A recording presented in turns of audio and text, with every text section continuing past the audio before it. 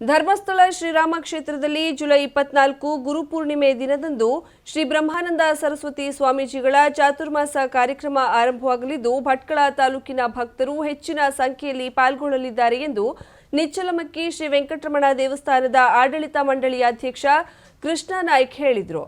ಬುಧವಾರ ಸಂಜೆ ಆಸರಕೇರಿ ಶ್ರೀ ವೆಂಕಟರಮಣ ದೇವಸ್ಥಾನದ ಸಭಾಭವನದಲ್ಲಿ ಗುರುಪೂರ್ಣಿಮೆ ಕಾರ್ಯಕ್ರಮದ ಆಮಂತ್ರಣ ಪತ್ರಿಕೆ ಬಿಡುಗಡೆಗೊಳಿಸಿ ಮಾತನಾಡಿದರು. ನಾಮಧಾರಿ ಸಮಾಜದ ಗುರುಕುಲಗಳಾದ ಶ್ರೀ ಬ್ರಹ್ಮಾನಂದ ಸರಸ್ವತಿ ಸ್ವಾಮೀಜಿಗಳು ಪೀಠಕ್ಕೆ ಬಂದ 12 ವರ್ಷಗಳಲ್ಲಿ ಸಾಕಷ್ಟು ಅಭಿವೃದ್ಧಿ ಕಾರ್ಯಗಳು ನಡೆದಿವೆ.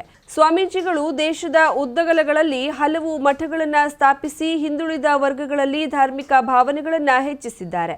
ಸತತ 2ನೇ ವರ್ಷ ಚಾತುರ್ಮಾಸ ಕಾರ್ಯಕ್ರಮಗಳನ್ನು ಹಮ್ಮಿಕೊಂಡಿದ್ದು ಇದು ಸಮಾಜಕ್ಕೆ ಉತ್ತಮ ಧಾರ್ಮಿಕ ಸಂದೇಶವಾಗಿದೆ. 40 ದಿನಗಳ ಕಾಲ ಸ್ವಾಮೀಜಿಗಳು ಚಾತುರ್ಮಾಸ ವೃತ ನಡೆಸುತ್ತಿದ್ದು ತಾಲೂಕಿನ ಭಕ್ತಾದಿಗಳು ಹೆಚ್ಚಿನ ಸಂಖ್ಯೆಯಲ್ಲಿ ಪಾಲ್ಗೊಳ್ಳಬೇಕೆಂದು ವಿವರಿಸಿದರು. ಈ ಭಕ್ತಿ ಭಾವನೆಯ ಬಗ್ಗೆ ನಮ್ಗೆ ಹೆಚ್ಚಿನ ಅರಿವು ಇರಲಿಲ್ಲ.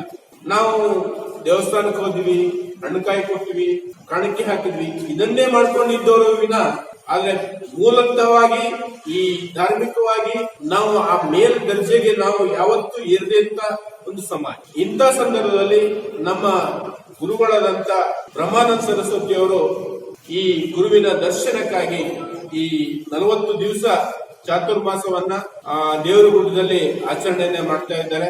ಸಮಾಜದ ಎಲ್ಲಾ ವರ್ಗದ ಎಲ್ಲಾ ಹಿಂದುಳಿದ ವರ್ಗದ ಭಕ್ತಾದಿಗಳು ಈ 40 ದಿವಸದ ಅವಧಿಯಲ್ಲಿ ಯಾವುದೇ ದಿವಸ ಆ ದೇವರಗುಡ್ಡ ಕನ್ಯಾಡಿ ಇದರಲ್ಲಿ ಹೋಗಿ ಗುರುಗಳ ಒಂದು ಆಶೀರ್ವಾದವನ್ನ ಪಡೆದುಕೊಂಡು ಆ ದೇವರ ಕೃಪೆಗೆ ಪಾತ್ರರಾಗಬೇಕಂತೇಳಿ ಸಮಾಜದ ಎಲ್ಲ ಪ್ರಮುಖರಲ್ಲಿ ನಾನು ವಿನಂತಿ ಮಾಡಿಕೊಳ್ತಾ ಇದ್ದೇನೆ.